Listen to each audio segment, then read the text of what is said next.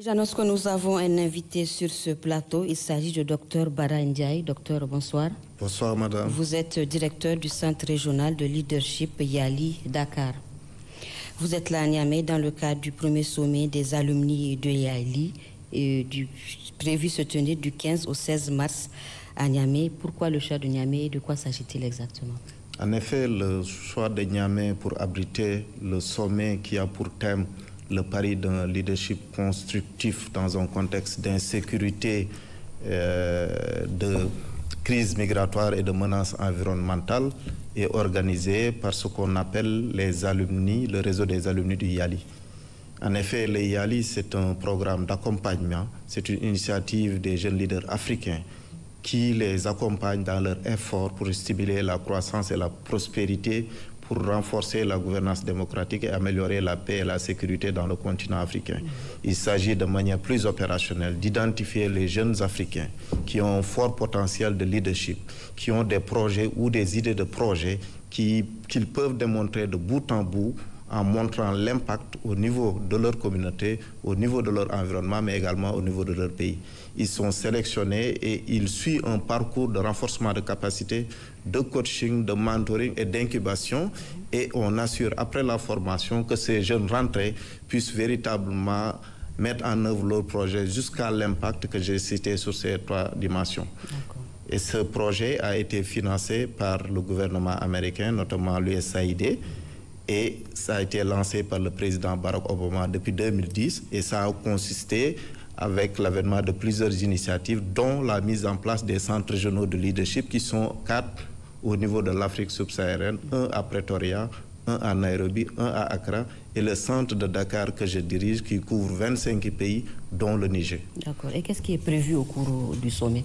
Pour le sommet, il est prévu quand même de montrer, parce que pour l'instant, à jour, on a formé 5226, rien que pour le centre de Dakar. Il était important quand même que l'on montre quels sont les impacts qui ont été réalisés pour servir d'inspiration à la jeunesse africaine, mais également pour servir de modèle d'innovation aux politiques qui sont en train d'être mises en place dans les différents domaines que nous enseignons.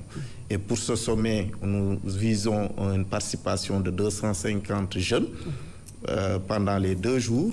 Et il y a une conférence inaugurale pour le premier jour sur le thème du projet, mais également une cérémonie d'ouverture. Et je voudrais adresser mes vifs et chaleureux remerciements au Premier ministre qui a bien voulu accepter le patronage de ce sommet, mais également à Madame le ministre de l'Entrepreneuriat des Jeunes et de l'Industrie qui a accepté d'être la marraine de ce sommet.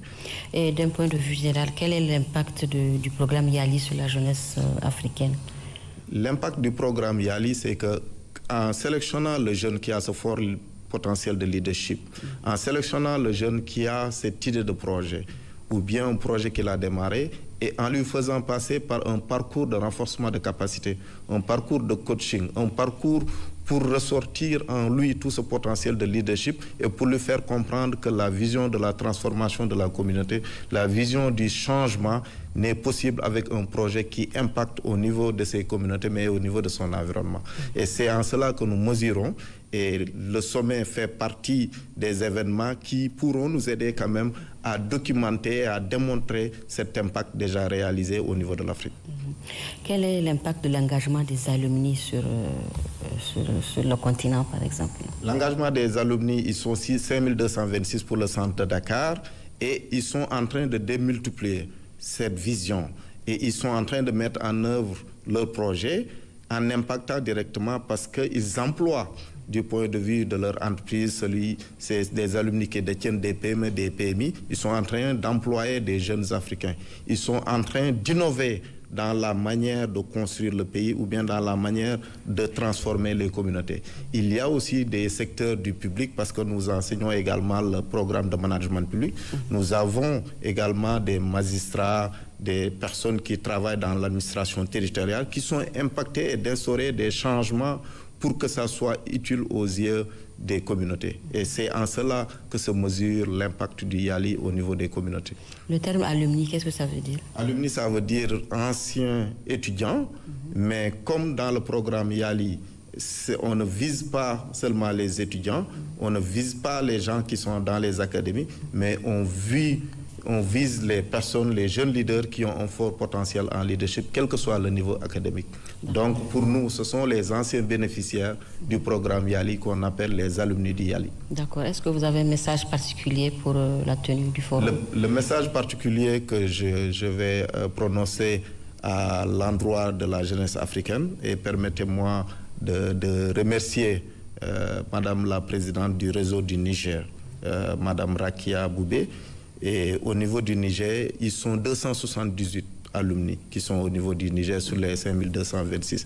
Et le message pour moi à l'endroit de la jeunesse africaine, à l'endroit des politiques, des gouvernements, que ce futur possible de l'Afrique se fera avec la jeunesse africaine, pour assurer l'impact, pour assurer la durabilité, mais pour que les communautés sentent que leur vie a changé. D'accord. Merci, docteur Bara Ndiaye, d'être passé sur Télé Sahel. Je rappelle que vous êtes directeur du Centre régional de leadership YALI Dakar. Restez avec nous pour la suite. Je vous remercie et remercie également l'USAID et le CESAC, le Centre africain des études supérieures en gestion, qui ont eu l'intelligence et la vision de signer ce partenariat. D'accord, merci bien.